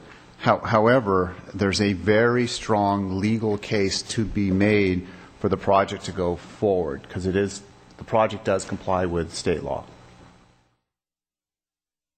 So and if you get to that point, I don't know, perhaps you can litigate, I'm not sure. Well, okay, and then say oversight board says yes, if it meets, when it meets, and then the Department of Finance says, Well, Madam Mayor, members of the council, the same situation would take place because very strong the law is pretty clear here. With the bond proceeds, for bonds that were issued prior to the date in 2010 or whatever, this bond was issued in 2005, and it's delineated in the official statement of the bond issue. So it's a very black and white issue. And when we met initially, when the finance director and myself met initially with the 3 auditors from the State Department of Finance, they said the project was good. Okay, so the law is clear. It's a black and white issue. It's more procedural at this point. If I may add a little bit more here in the comments, it's essential to get these design funds locked up and to get the design and to get the design contract locked up and get the design work completed so we can move forward faster and get the project done. okay, what is the anticipated cost of the design? I think it's delineated in here, $130,000. Well, it's in here. The total funding that we're asking for is $200,000, and that includes about a little over 10% contingency. That's right, on page 2 of the report, it delineates it. Yes. So at the very latest, when would we know whether that has been approved by the Department of Finance? As fast as we can humanly do it. It'll go to the oversight board, their next meeting. I think there's one in July. Is that right, John, or is it August? So July 25th, we would put that on the agenda, and then we would then transmit it as quickly as we can up to the Department of Finance.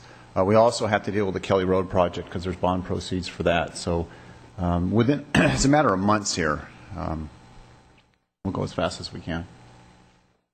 Okay, and as the mayor asked, you are assuring us that we will not find ourselves dipping to the general fund should the worst case scenario develop. Madam Mayor, members of the council, as we understand the law, as we've been advised by our redevelopment attorneys and our lobbyists, that is correct. So, because the trailer bill language is pretty clear here. So we're positioning ourselves to protect the local tax dollars that we still have to do a long-standing local project. Thank you. I do have to say we're very grateful to the legislators that passed that component of the trailer bill. Any other comments? Nope. Do we have any people here? Madam Mayor, I will move for 9B as delineated in the staff report. Vote, please. Motion carries 4-0.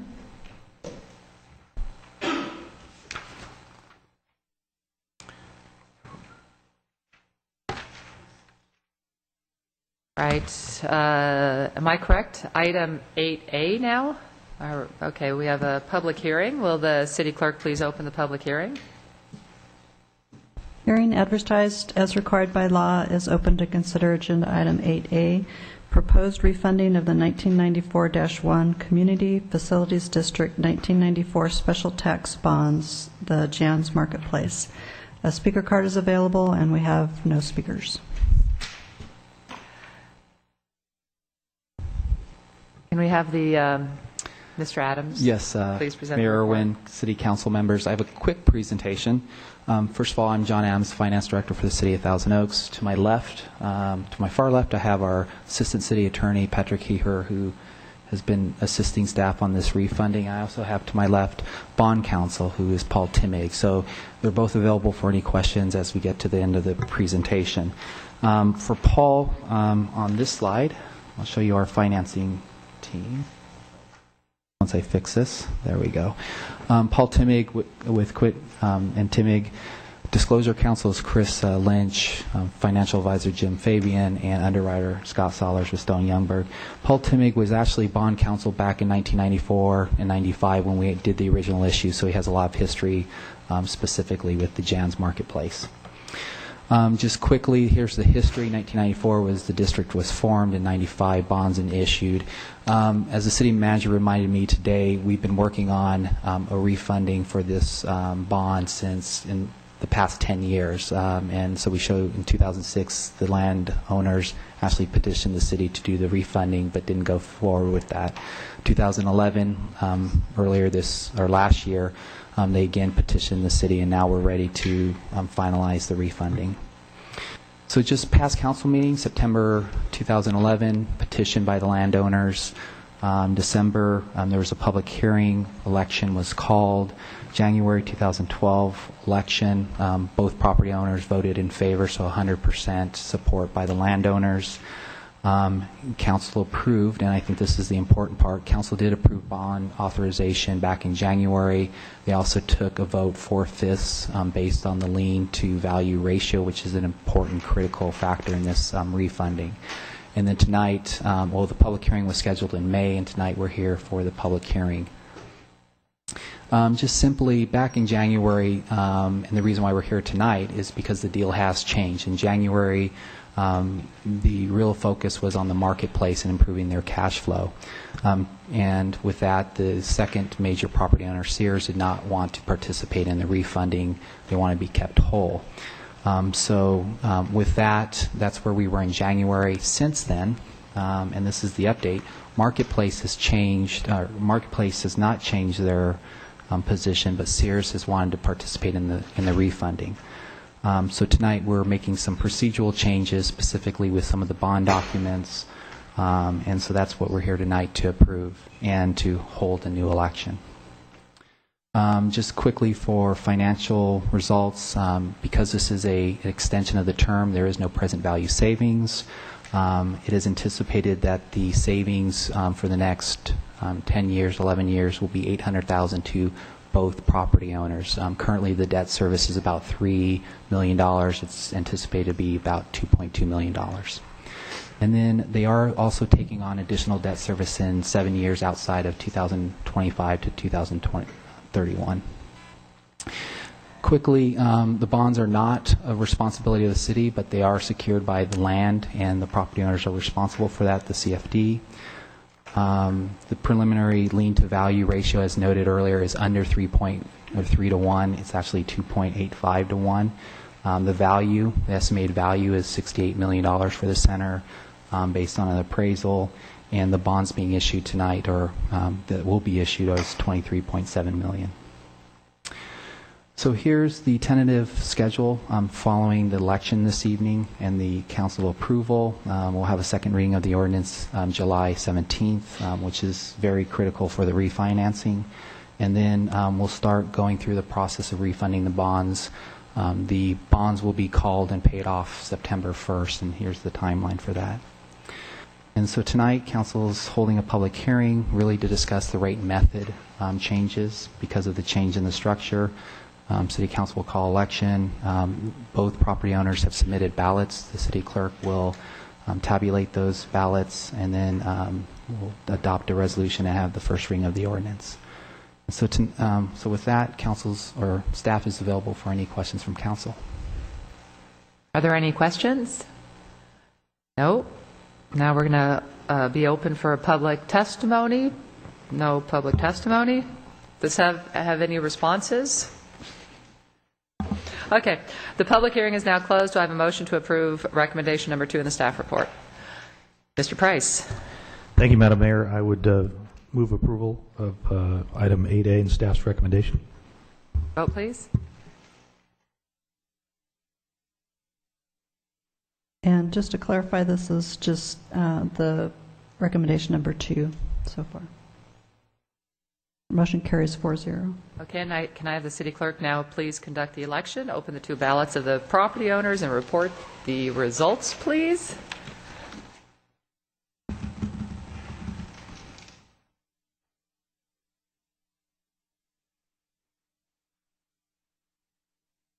Taken what years again?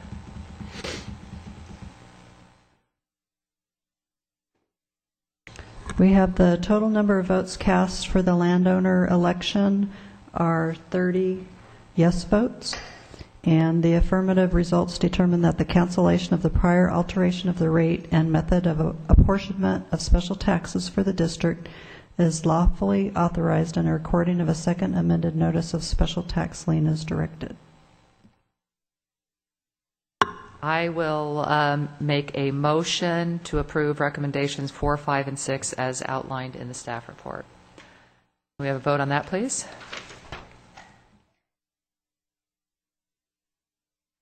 Motion carries 4-0.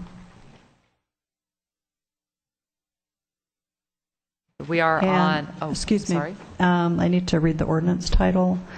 An ordinance affirming ordinance numbers 1567 NS and 1215 NS regarding levying of special taxes within Community Facilities District number 1994-1, marketplace, public pedestrian, traffic circulation, and parking facilities.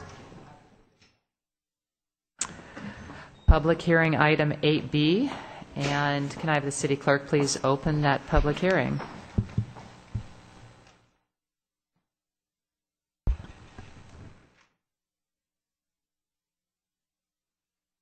Hearing advertised as required by law is open to consider agenda item 8B, adoption of Title 10 of Los Angeles County Code regarding animal control regulations, Municipal Code Amendment 2012-70155. A speaker card is available, and we have no speakers. Mr. Ware is going to, who is our code compliance manager, is going to be presenting the report. Good evening, Mr. Ware. Good evening, Mayor and council members. Tonight before you is MCA 2012-70155, which is an amendment to the municipal code adopting a current version of Title 10 of the Los Angeles County Code with local amendments that will act as the city's animal regulations. The request is to introduce the ordinance amendment, which also includes local amendments to Title 10. This amendment will bring the city's municipal code in line with current LA County regulations as modified for our local community. As a brief background, the city originally contracted with Los Angeles County Animal Control, Caring Control in 1992 to become our animal control agency. The current contract expires in June 2014. Upon our original contract, the version of Title 10 of the Los Angeles County Code was adopted that was in effect at the time of the contract.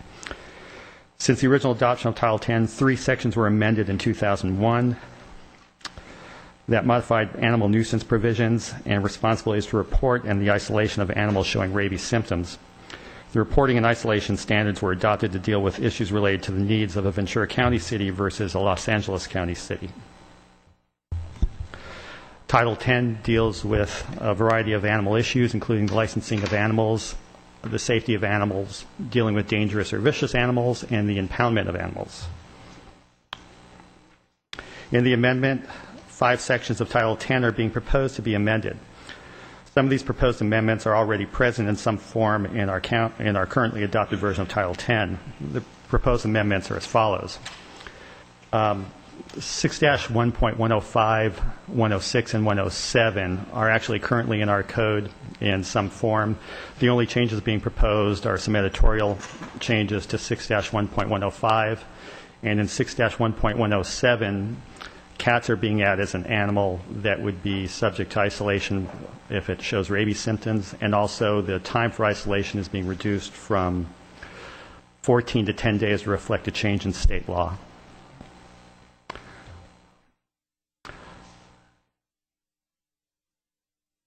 Actually, 6-1.108 deals with the licensing of cats, which is now a mandatory provision in the newer version of Title X. Staff is recommending that be modified so the licensing of cats is not mandatory within the City of Thousand Oaks, although it would raise some revenue that would offset the overall cost of animal control. Staff doesn't believe that there's a regulatory issue that would necessitate the licensing of cats in our city. 6-1.109 relates to the microchipping of dogs. The newer version of Title X also contains requirements for the mandatory licensing or microchipping of dogs. This is a process of implanting a small microchip under the skin of a dog that allows for access of information via a handheld device. The information can include identifying dogs and their owners. Similar to the reasoning for cat licensing, we're not recommending the adoption of this provision. Animal Control would like the City Council, though, to consider allowing this mandatory provision to be enacted by not adopting this specific proposed amendment. The microchipping of dogs does provide some enhanced abilities, including the locating of owners of lost dogs, particularly in disaster-related incidents, resolving ownership disputes, and the investigation into dog bites or vicious dog allegations. The cost of implanting could possibly include a cost for the chip and implanting, which would be a one-time cost, probably not exceeding about $40. The City Council would like to make the microchipping of dogs mandatory. They should include in their motion not to adopt that particular amendment of the code. 6-1.110 is proposed merely to substitute Thousand Oaks fees that have already been adopted by the City Council for Los Angeles County fees, which is actually in their ordinance. Once again, the staff recommendation is to introduce the ordinance this evening, which would adopt Title X of the Los Angeles County Code by reference with local amendments. This concludes staff's report on this, and tonight we do have Denise Rosen, who is the shelter manager of our Agora shelter that services our city, and also Charmaine Jackson, our assistant city attorney that also deals with animal control issues. Thank you, Mr. Ware. Do we have any questions for Mr. Ware? Ms. Bill de la Pena? Good evening. Thank you. I was just wondering about the fees. First of all, are the fees going up or are they going down? It's not clear to me. Currently, there's no change in the fees for Thousand Oaks. They were adopted as part of the last fee schedule that was adopted in conjunction with the last budget cycle. We generally look at those as we do the different budget cycles. They'll be looked at again in the next budget cycle, but no changes of fees are occurring. We're just substituting the fees that have been adopted by council for the fees that LA County adopts, which are separate, and that's included in their ordinance. So we're basically just keeping our fees going forward as present. Okay, and about the microchipping, perhaps I missed it, but did you say right now we do make it mandatory or not? No, in our current ordinance, it's not mandatory. Okay. In this newer version that's being proposed from LA County, it is mandatory, and there was a change that they've made over the years that wasn't carried over into our code. But the staff is recommending that we do not make it mandatory, and having this ordinance adopted as is would keep it as a voluntary type activity. Thank you. Any other questions? All right. Let's see. This is a public hearing. So we're closing the public hearing then? Motion? I move the staff recommendation. All right. Vote, please. Oh, comments to the motion? No? Vote.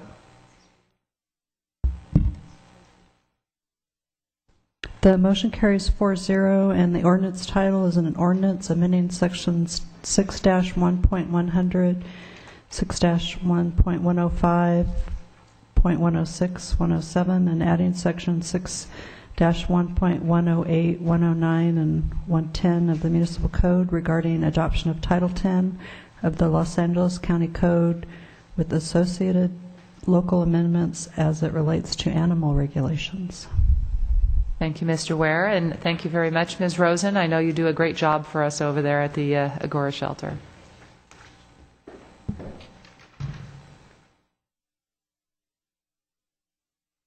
All right, I believe we are on, am I correct now? Yep. All right, item 13. City Manager.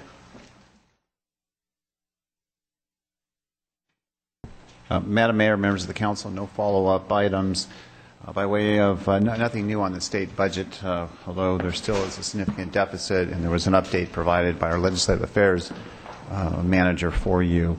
By way of announcements, just a plug for the Thousand Oaks Big League All-Star team. They continue to are very successful tonight. They're playing, or perhaps have already completed, their divisional title game against Anaheim in Riverside. If they win that, then they leave immediately to go to a town in Washington to play this Saturday. And if they win that, I think they then go off to play for the World Series championship. So good luck to those young men. The next council meeting will be next Tuesday night, the 17th of July. At this point, we're looking at a potential department report dealing with a proposed housing project out in the Rancho Caneo area.